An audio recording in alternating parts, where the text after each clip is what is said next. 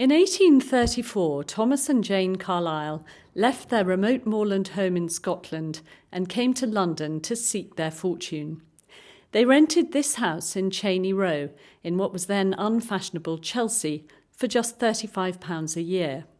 Here Thomas wrote his most famous works, including his History of the French Revolution, and the couple entertained the most prominent literary figures of the Victorian age.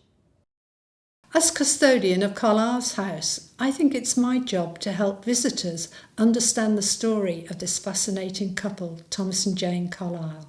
Thomas Carlyle and Jane Welsh Carlyle really worked as a team from a social point of view, and this house in Cheyne Row was a place of pilgrimage, not only for literary people and political figures and philosophers in Britain, but all over the world. People came from America, people came from Europe to see the great Carlyle, the sage of Chelsea.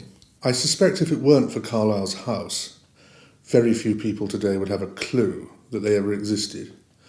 And this wonderful time capsule with their bibelot, their pictures, their furniture, which is more or less, I think, as it was when Carlyle died in 1881, is the most incredible act of preservation of the life of two people.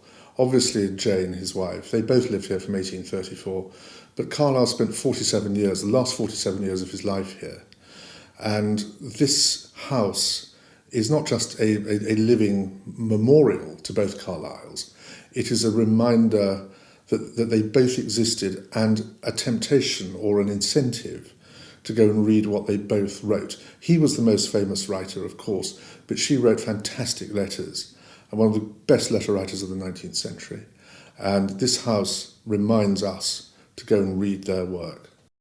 I think Carlyle and the other thinkers around him essentially created a template for the way we argue about most of the problems we still confront, whether it's welfare, politics, the influence of money, materialism, machines. All of that is essentially the same debate.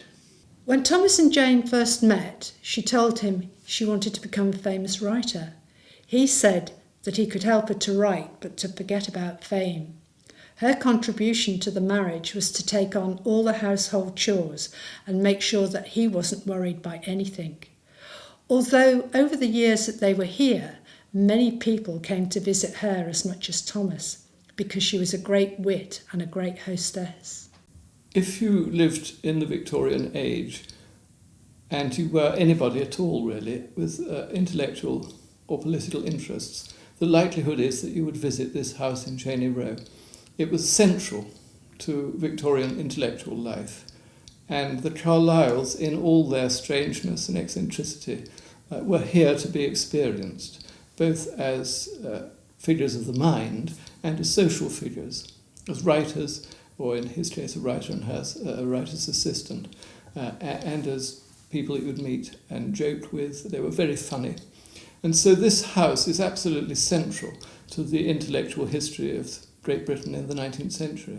And I don't think if it had been dismantled, we would have lost something really fundamental about the Victorians. I think particularly now that Carlyle isn't read so widely, it's particularly important that this place is kept going as a monument to all that he stood for. In the mid-19th century, Carlyle was probably the foremost thinker of his time. He was revered by writers such as Charles Dickens, George Eliot, but also by thinkers such as Matthew Arnold and, to an extent, until they fell out, John Stuart Mill. So he was enormously significant. I would imagine if you met Carlyle, you might be charmed or you might be infuriated. And it depends what period of his life you got him. He seems to have turned from enfant terrible into terrific old bore, but then that happens to us all. What was Thomas Carlyle like as a man? He was a very good-looking person. He was an arrestingly handsome, raw-boned, tall, bearded Scotsman. He had a very funny, very distinctive way of speaking. The Scottish accent was so strong that many people found it difficult to understand the first few sentences. And he was great fun to be with, though I think probably a little bit frightening. I think Carlyle and those around him were a huge influence on his contemporaries. Whether they agreed with him or they found his views appalling, he generated a reaction. He was impossible to ignore. Carlyle was a very difficult man. He was what today we would probably term borderline Asperger's. He loved ranting. He would deliver 20 or 30-minute monologues to his guests and not invite them to participate. But he was a very thoughtful man. He was immensely well read. He reflected deeply on the problems of his country and of the world. And he had various ideologies, such as the great man theory of history, which he was determined to propagate.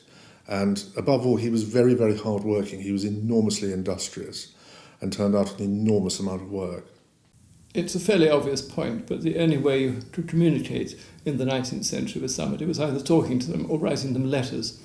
The Carlyles had this routine of being apart for much of the summer. He went back to his own folk in Scotland, and Jane remained behind in this house and cleaned it from top to bottom and did all the house rearrangements and cleaned the curtains and so forth. So we know quite a lot about their relationship because, unlike many married couples, they wrote a lot to one another during that period.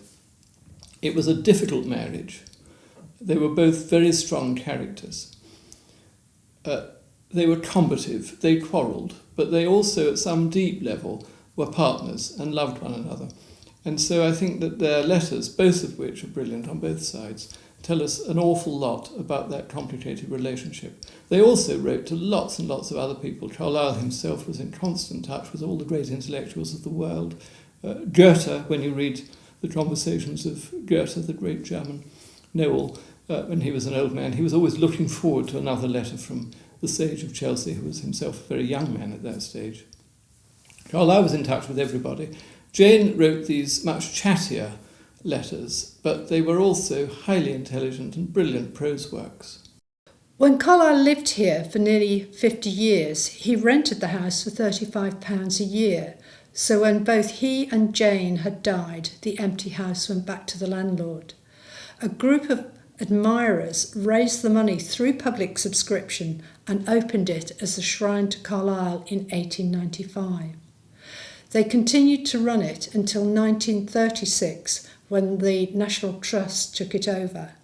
And the only reason that they took the house on was because Octavia Hill, one of the founders of the National Trust, was a great admirer of Carlyle, and she pledged her support to the house.